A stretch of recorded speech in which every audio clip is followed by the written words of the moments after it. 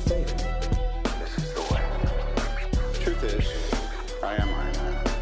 Tells me when you'll remember this.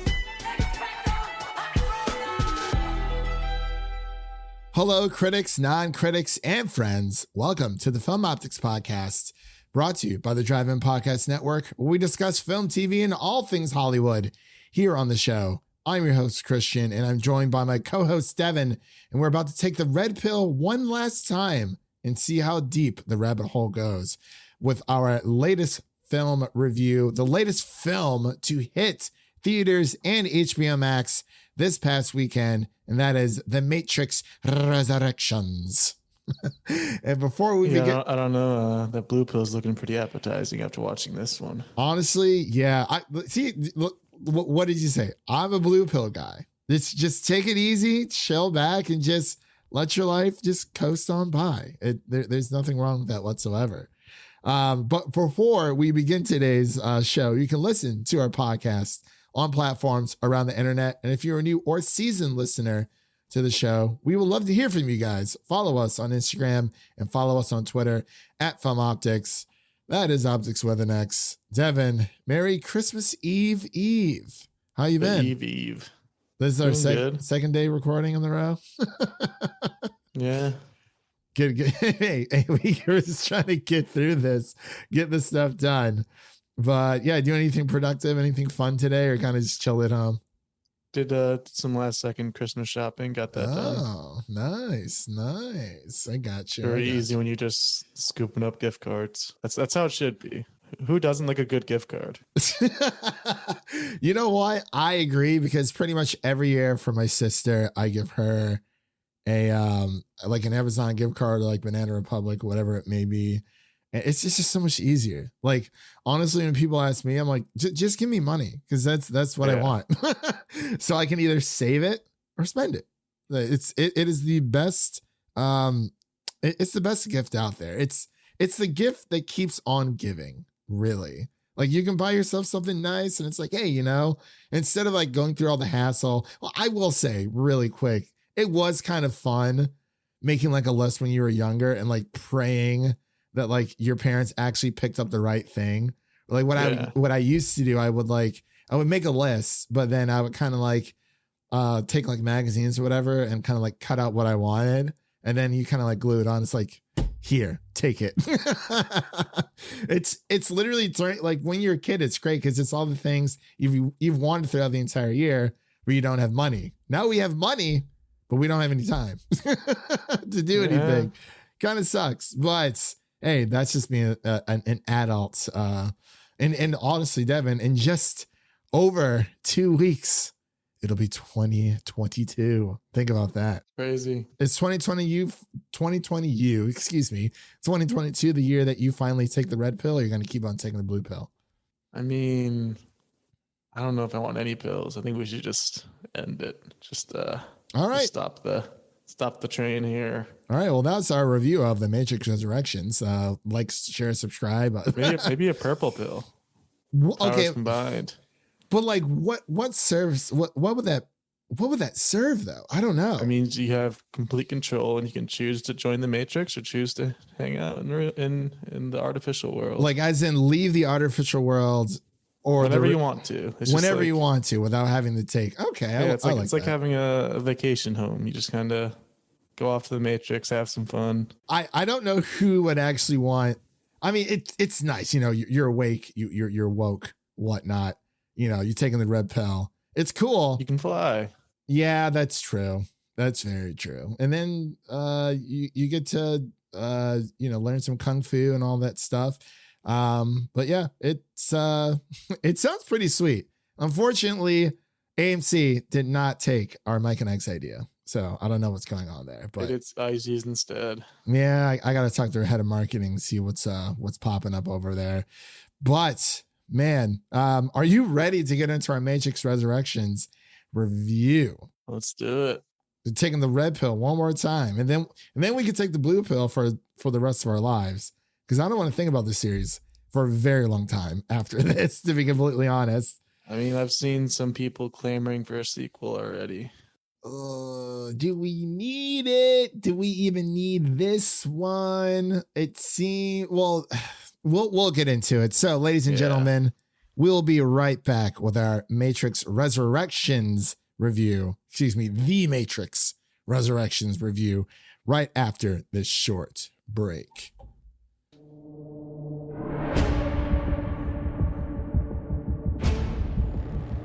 So deja vu. And yet it's obviously all wrong. Maybe this isn't the story we think it is. They taught you good.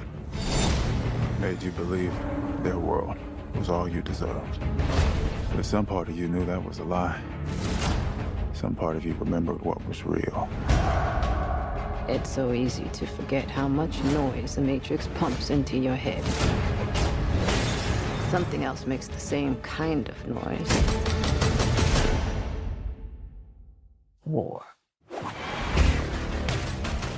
All right, ladies and gentlemen, we are back. You just heard a little snippet of the Matrix Resurrections trailer, and this film is it's something. It's directed by only one of the Wachowski sisters this time around, Lana Wachowski, and is written by Lana Wachowski, David Mitchell, and Aleksandar Hemon, and stars Keanu Reeves, Carrie-Anne Moss, Yahya Abdul-Mateen II, and Jessica Henwick. I'm sorry, Jessica Henwick. That was totally my fault.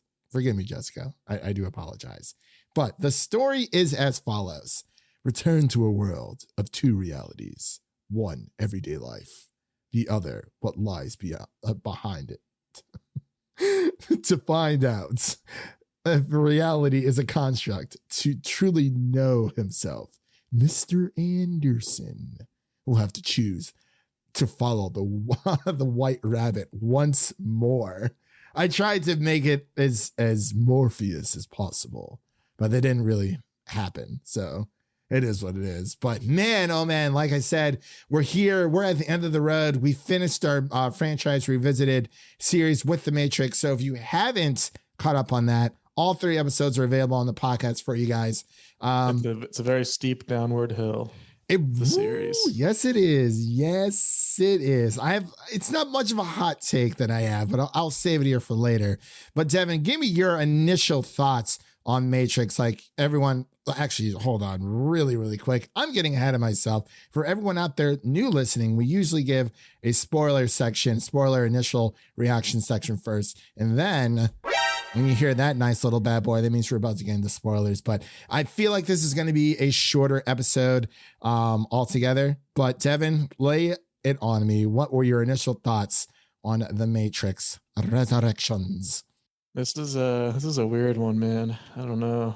It's for the most part, it feels pretty pointless as far as like rehashing the story and actually creating a Matrix 4 movie. They brought back the 2 main characters, obviously, Neo and Trinity. That's good. They got the main 2 back. But then they couldn't get Lawrence Fishburne. They couldn't get Hugo Weaving. So they just kind of tried to paste and glue and tape together a couple new actors in there. They got great actors. Yahya and Jonathan Groff are great actors, but it just isn't the same from the original. They tried. Really wasn't feeling Yahya's Morpheus. It just felt way off, like way off. Jonathan Groff did his best.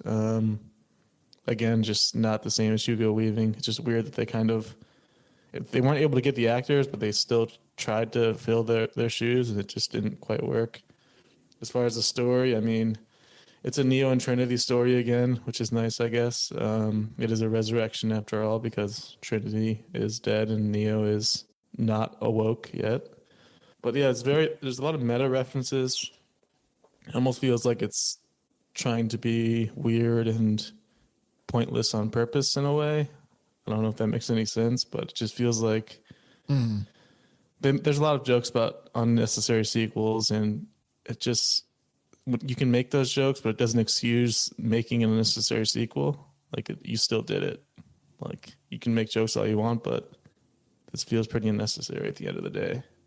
Yeah, I would definitely echo what you said there, Devin. I went on Letterboxd today and kind of just gave my initial thoughts, nothing too super long. So I pretty much kind of just said, like, I really like the first act.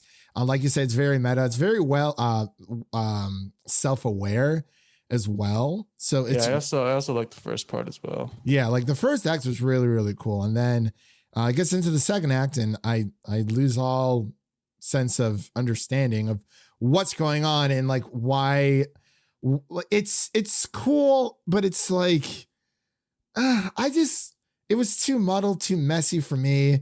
And then it kind of gets back on track a little bit on the third act. Overall, I thought this movie was okay, not good. You know, people usually say it's good, not great, but this was like okay. Like you said, I really like some of the new characters. Did not care for the new Morpheus. I don't know why they didn't ask Lauren Fishburne back. Hugo Weaving's nowhere to be found.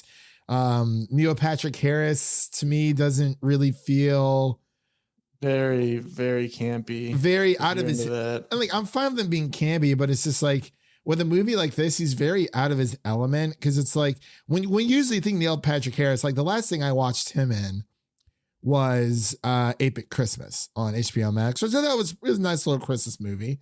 But like prior to that, it's like, I mean, a lot of people, you know him from How I Met Your Mother as Barney Stinson. So it just doesn't really transfer over to, hey, you know, he's going to be in this super serious sci-fi kung fu, universe. And it just doesn't, his character, and we'll get into it in a little bit, but his character does not really, he just doesn't do it for me overall. Like you said, Trinity and Neo are probably the better parts of this film. And I think I thought Bugs was pretty good as a new character. I was just about Henwick. to. Yeah, Jessica. Yeah, Jessica Fenwick. I think she honestly. I'm Henwick. Excuse me. I think she honestly steals the show. I think like out of everyone, like she was definitely my favorite character out of all of them. And then Keanu and Carrie-Anne Moss kind of. Have you heard of the decision that she had to make about this movie? Yeah, it was either The Matrix Resurrections or Shang-Chi. She could have been Xiling. Why? Oh, I don't know. We got a pretty. That was Shang-Chi's sister, right? Yeah. I don't know. I think we got a pretty good Xiling. Well, I mean, I'm saying like we did get a good one, but from her perspective, like. That's a pretty big role to pass up on because she's got like a future in the MCU. Yeah. But the thing is, from her, I heard a quote from her that because she was in Iron Fist, I believe. So she thinks that there's a chance that character might cross over like some other characters are. But yeah, I don't know. That's a tough decision. That is very. I mean, because it's like it's literally red pill, blue pill. Is Marvel the blue pill? Yeah.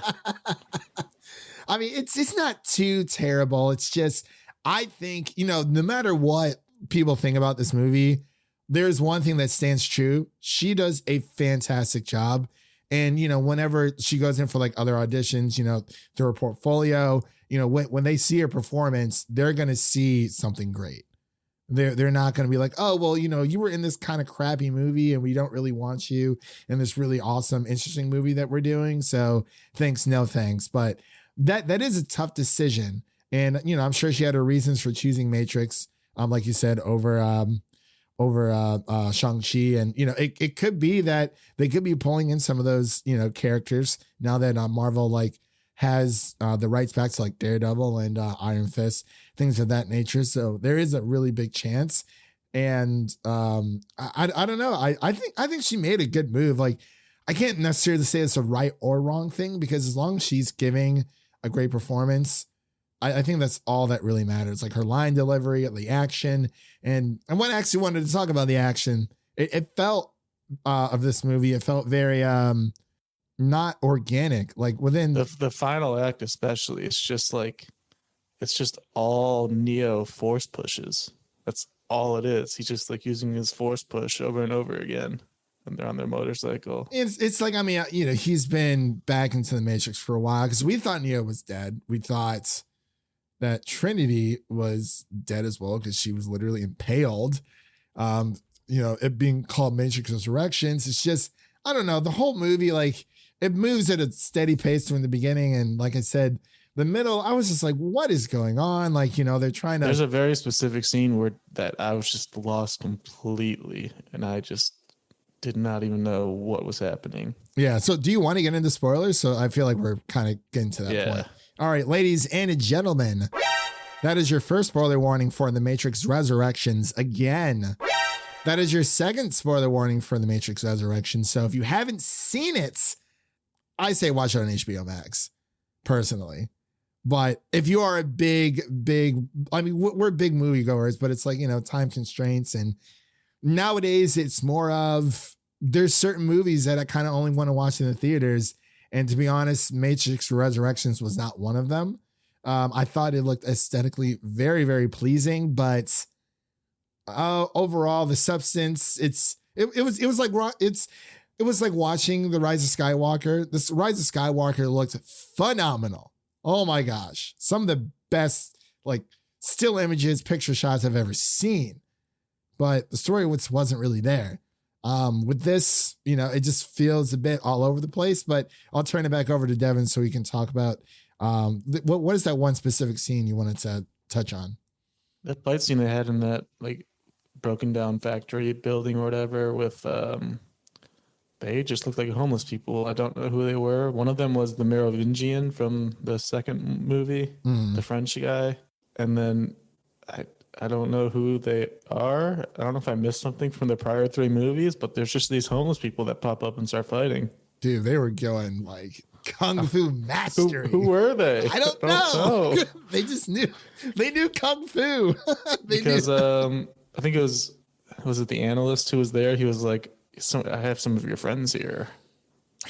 And I was like, who are these? Who are these people? They're homeless and just fighting, and the Merovingians spewing nonsense and can't even understand what he's saying. And it's just, what is happening? Dude, I don't know. Like literally, this movie is like a runtime of about 2 hours and 30 minutes. And I did not know what was going on half the time. Like, I feel like I need to watch it again, but I don't want to watch it again. I have better things to watch, or other things, I should say. I can't necessarily say better if I don't, but yeah, I have other things to watch. And it's like, maybe I'll just watch like the Mr. Sunday movies, like recap, be like, yeah, or, heavy spoilers. Like, I feel like I don't necessarily need to go back and rewatch a whole entire 2.5 hour movie. And it's like Neo and Agent Smith are friends and buddies now. I don't get it. It's like, it really sucks they couldn't bring back Hugo Weaving. Like, he is Agent Smith. And yeah, Jonathan Groff is amazing, but there's only so much he can do, and it's just such an iconic character. Yeah, I saw him on screen. I kept thinking Hamilton. Yeah. So, but yeah, but what did you think of Yahya Abdul? It's very. I just wasn't feeling it. He was like, because that's just not a side of Morpheus we've ever seen. He was like outgoing and like braggadocious and just like, I don't even know. He's just not Morpheus, really. It felt like Morpheus before he took the red pill. Like, he was just like, like carefree like college Morpheus. Yeah. Like, he's just out partying every day. If Morpheus ever went to college, but maybe in the Matrix. Clothing. You get that digital transcription. Can I get my digital transcripts from the Matrix? Trying to go into engineering here. But yeah, I mean, overall, I feel like I'm repeating myself a lot, but it's also when Neo, like, I was confused for a second because, like you said, it's just Neo doing a lot of force pushes now. And like when him and Trinity like jump off the bridge, she's the one who's able to fly, but not him. But then towards the end of the movie, they're both able to fly. So it's like, I do kind of like that mix at the end where Trinity is the one who saves the day this time, because obviously she's been it's been the opposite the other 3 movies where Neo just is the chosen one who has to do everything. I like how they mix it up with Trinity having her own hero moment and saving the day. And I actually do like the very ending where they go to NPH's house and they're like, yeah, we're gonna change some things. I kind of like that. They can like edit the Matrix and try some things out. They're the new like architects, possibly. Yeah. Like, so do you think this warrants Another trilogy? I mean, they're gonna try to. Or like do you think, I think if they did this, maybe it'd be better for a TV series. I think a Matrix TV series would be kind of cool. Because you can. It's just at the end of the day, at the very beginning, we mentioned this didn't feel like it was necessary. Yeah. And what is a sequel going to do to make it any more necessary? Or make it better, honestly. Yeah. Because it's like. What more can they do? Yeah. And it's not like this. It's not like this is a movie that killed, quote unquote, the franchise. Like Matrix Revolutions already did that. Yeah. And it was just. I mean, it was nice how, the whole video game aspects. I thought that was pretty cool during the first act.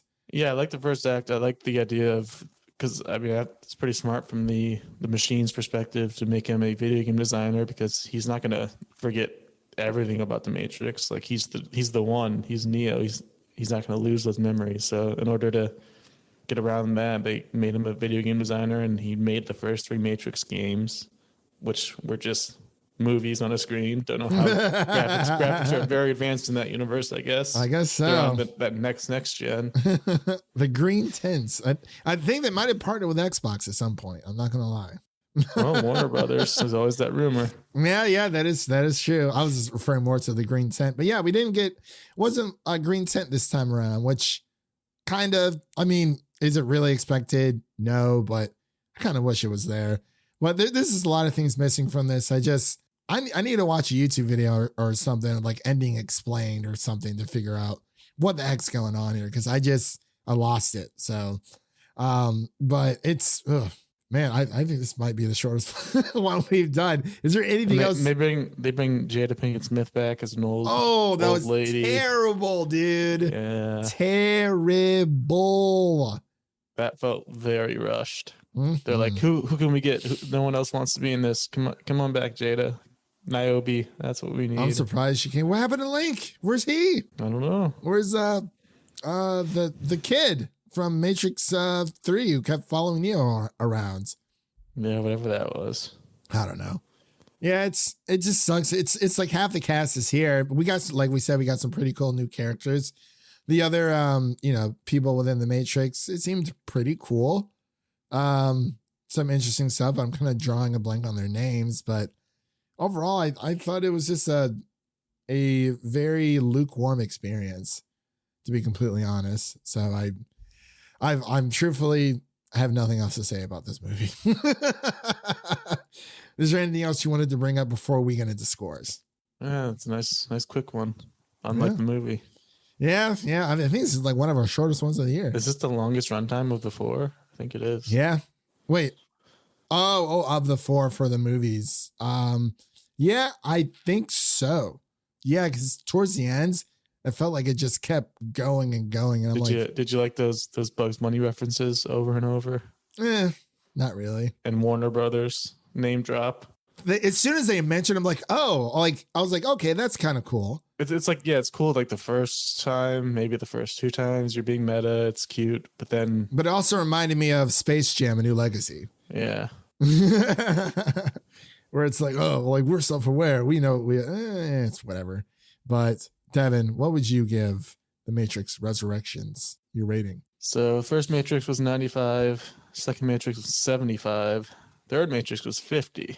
Let's see, where's this one gonna land? I think the downfall stops at 3. I'm gonna give this one like a 60. Yeah. So better than third, but still not very good. Yep. I gave it a 3 out of 5 stars on Letterboxd, which kind of equates to like 6.5, 7 out of 10, something around there.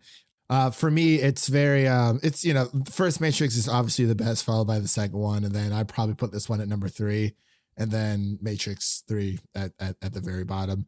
Not throwing the Animatrix in there just because it's, I don't know. It's, I mean, it builds a world. It's just, I feel like, the idea here is great, like throughout these 4 movies, and it just doesn't really, it's executed so well. I would say within the first 2, it is executed very well, but then it kind of just loses its footing as it goes on. I don't really we kind of talked about it. I don't really think this was necessary. It's not doing very, very well, like at all. I think you had sent me those numbers earlier. After 18 years, the Matrix movie, The Matrix Resurrection, opened on Wednesday to 6.4 million from 3,552 theaters, while also streaming at home at HBO Max for subscribers. Reviews are mixed, which is true. They're not too strong. Cinema Score gave it a B-. I don't know how, I don't know why, but someone commented saying fitting to end Warner Brothers Day and date strategy. Matrix should have moved to January. Yeah, that's a whole nother can of worms there. Yeah, so it's unfortunate. Their movies fail this year, and they wonder why. Well, it's even for the day and date thing. Like I've said in the past, I think it is a fantastic option for consumers. Does it help out the company? No, but I think it was smart. I think they did the right thing, at least for this year, when it came to catering to the fans. You kind of have to do what's right. It's like when Xbox during like the whole Red Ring of Death thing, where it was like what 50-60% of their consoles are being sent back. And, they had to make the tough call where it's like, hey, we're going to fix everyone's Xboxes for free. No strings attached, no questions, just send it in and we're going to fix it for you. And that costs them a lot of money. And, with companies, when it comes to day and date releases, it may not be the best business decision, but I think at the end of the day for the consumers, I think it definitely helped, because there's no way I was going to see this in theaters. That is just my personal opinion. We always we understand, the theater experience is always the best, but sometimes it's like, it's like, I'd rather just watch this at home. I probably have a better time with it. And I did. And I was able to watch it on my own time at my own speed and kind of just got through it on my own. But yeah, so Devin gave this one a 60 out of 100. For me, I gave it about maybe a 65 out of 100. I guess that would kind of equate to like a 3 out of 5 stars. But that pretty much concludes our review of The Matrix Resurrections for everyone. Bit of a shorter episode there, and that is okay. So what's coming up on the podcast for the rest of the year? This is our second to last review of the year, episode of the year, and we have one more dropping for you guys. It's going to be Don't Look Up, which will be dropping the last week of December, as well as this episode by the time of this recording. So since this will be out on Monday, and Don't Look Up will probably be out, I don't know, Wednesday, something like that, right before the fun holiday, the New Year's holiday. So we got that. But again, I wanted to let you guys know we're going to be taking about a 2-week break in January. Going to be coming back on the week of January 13th, just in time for Scream 4, 5, whatever. Yeah, well, one of those, I can't really remember. Scream 4, 5. 5. But it's just called Scream. Okay. So yeah, we'll be back for Scream 5 on the week of January 13th. Definitely. Just got to take a break there for a little bit and, recharge up, get some new ideas, juices flowing. Like I said before, if you haven't checked out our franchise revisited reviews of The Matrix, definitely check those out. Those are up on the podcast, as well as our Spider-Man No Way Home review that we did a few days ago. We have a non-spoiler and spoiler episode for you guys, as well as our Hawkeye episode 6 season finale, and our Harry Potter movie series review that is up on the podcast for you guys as well. So, and that's a wrap for today. Thank you all for listening. And if you enjoy the show, leave us a 5-star rating and review on Apple Podcasts and Spotify. Follow us on Twitter and Instagram to stay in the know. That was Devin. My name is Christian, and we'll see you guys in The Matrix. Peace.